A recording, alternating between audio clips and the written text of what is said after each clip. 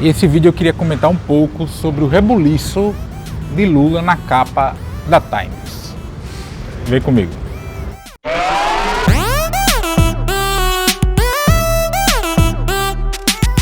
Antes de seguir, gostaria de pedir seu like nesse vídeo e sua inscrição nesse canal.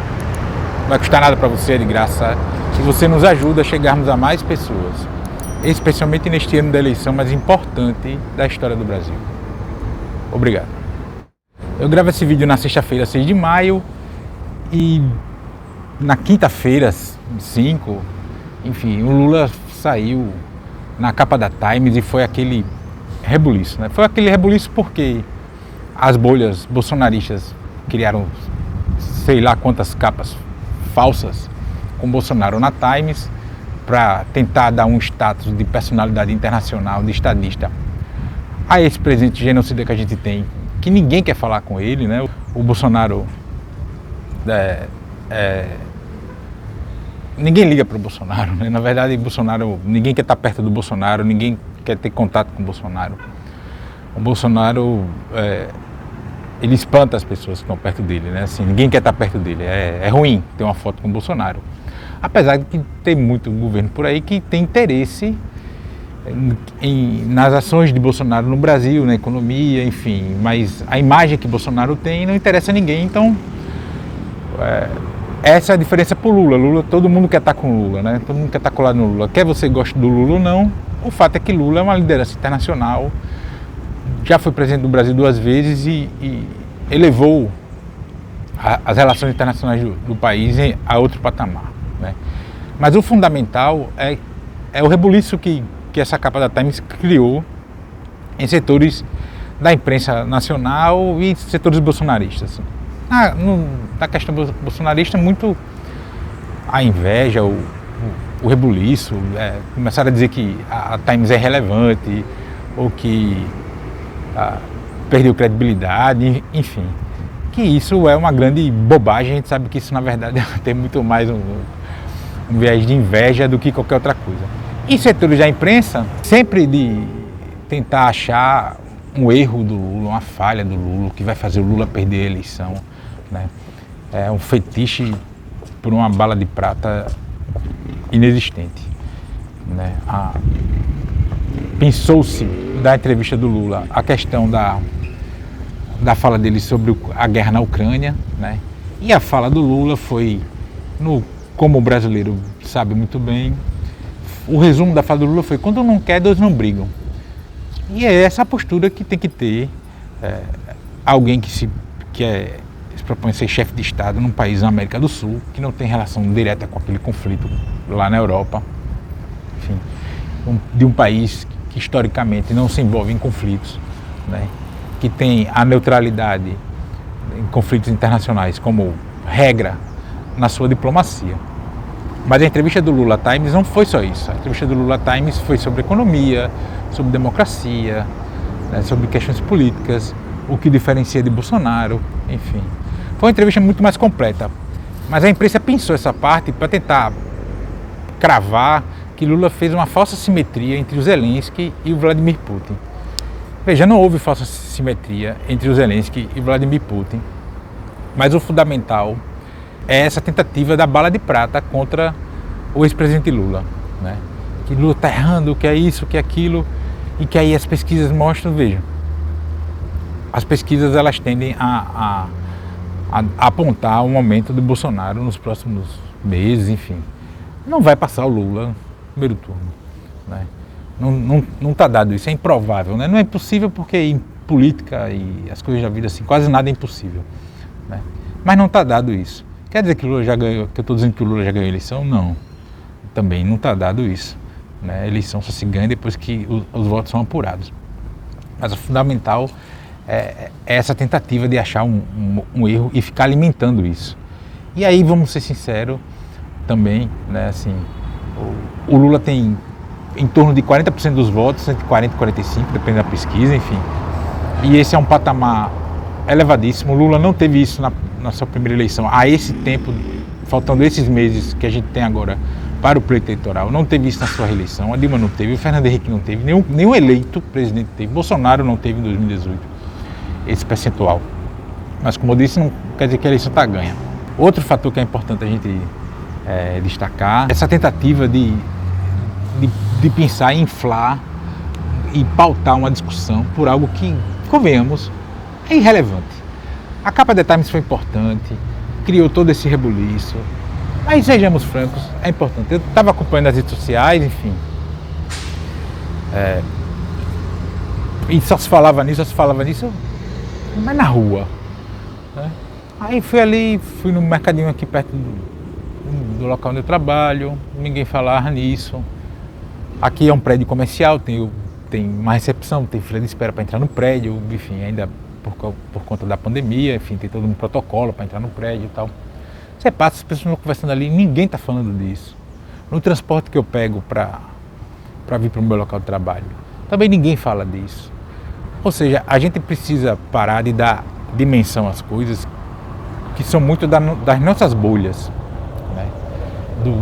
Coisas que a gente importa. A gente tem que avaliar os reais impactos de falas, de acontecimentos na campanha eleitoral a partir do que sai da nossa bolha, para a gente entender se tem dimensão real ou não.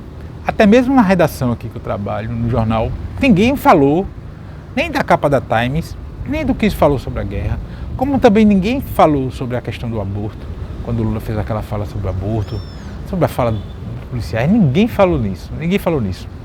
O que se fala em todo canto é o preço das coisas está caro, está baixo, né? A questão da gasolina, setores de classe média, média, né? Não é a média alta, elitizada e tal, que pode se dar o luxo de discutir, de dar um peso que não existe à guerra da Ucrânia. Eu não estou dizendo que a guerra da Ucrânia não é importante, é um fato importante, é o fato global mais importante que está acontecendo agora.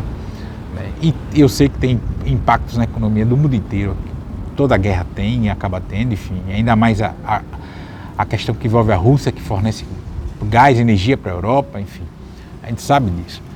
Mas o dia a dia do brasileiro está muito apertado, né? Cada vez você deixa mais dinheiro no supermercado e volta com menos coisas no carrinho de compras, enfim, na cesta de compras. Então, tem outras coisas para se importar. O desemprego está galopante, a fome voltou, a inflação, maior índice histórico, deu agora aí para março, enfim, ou abril, dos últimos, sei lá quantos anos, 10 anos, 20 anos, não sei. Eu não estou com esse dado preciso porque eu estou fazendo esse vídeo aqui de improviso, enfim. Então é isso que a gente tem que ter a atenção, até que ponto isso influencia. É óbvio que vai haver uma melhora do governo Bolsonaro nas pesquisas, nas pesquisas por causa da sua avaliação de governo. Veja, eu já comentei isso em outros vídeos.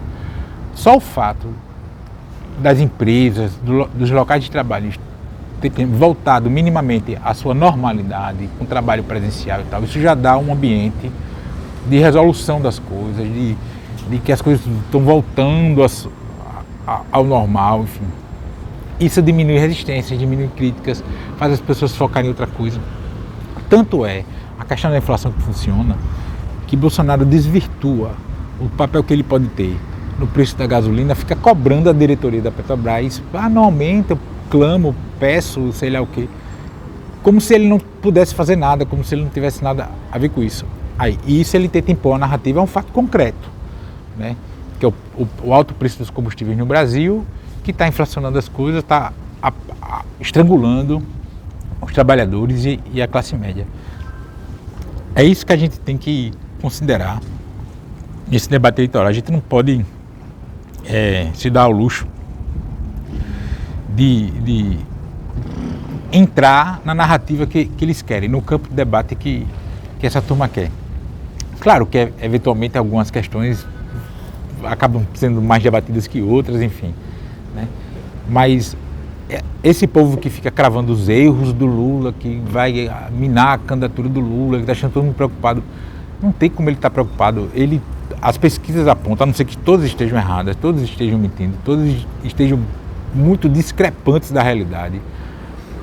O Lula tem o maior percentual de votos para um pré-candidato, faltando esse tanto de tempo para as eleições, né? Nós estamos no começo de maio ainda.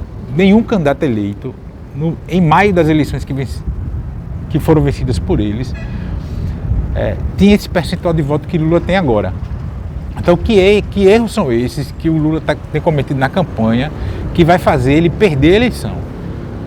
Estão entendendo? Assim, a gente precisa ter cuidado de estar fomentando esse tipo de narrativa. Está duvidando do que eu estou falando? Está achando que eu estou falando besteira? Sai da sua bolha. Converse com o porteiro do seu prédio.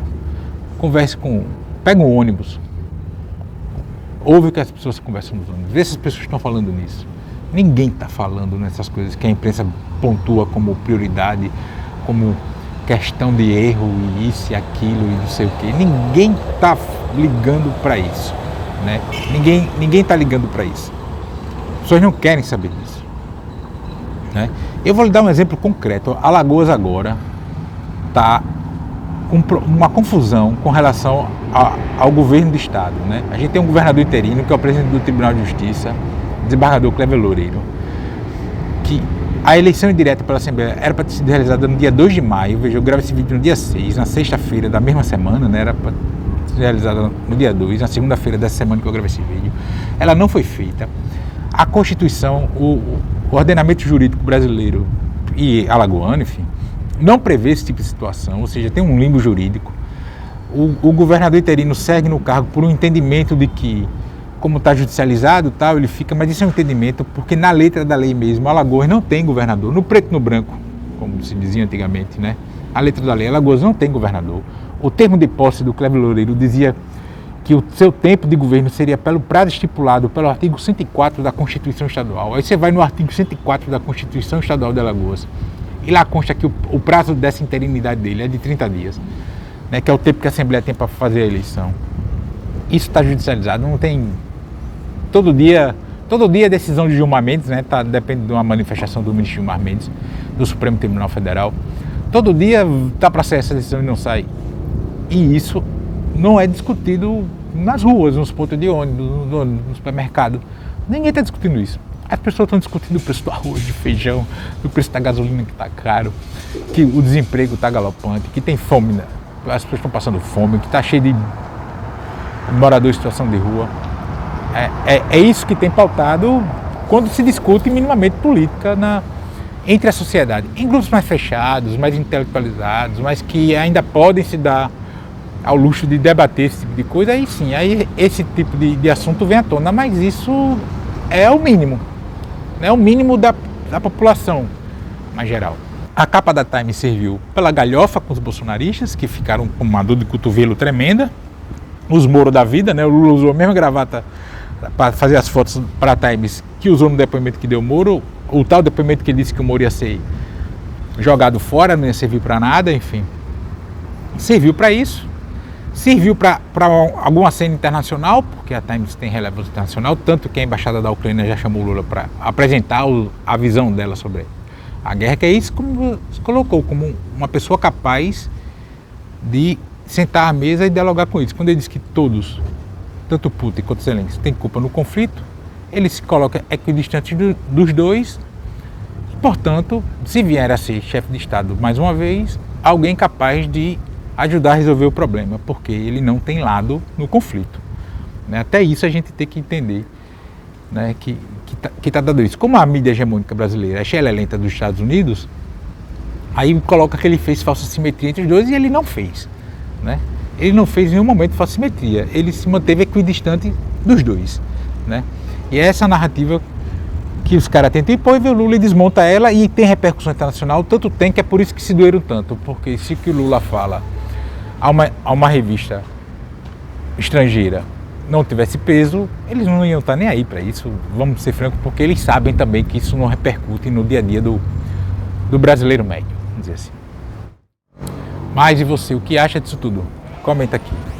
Também pede seu like nesse vídeo e inscrição nesse canal, vai custar nada para você, de graça, e assim você nos ajuda a aumentar o alcance desse espaço. Também peço que você compartilhe esse vídeo em todas as suas redes sociais, inclusive no WhatsApp, porque assim a gente vai fortalecer a luta minha e sua contra o fascismo, a brasileira.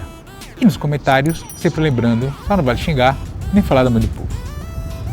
Grande abraço.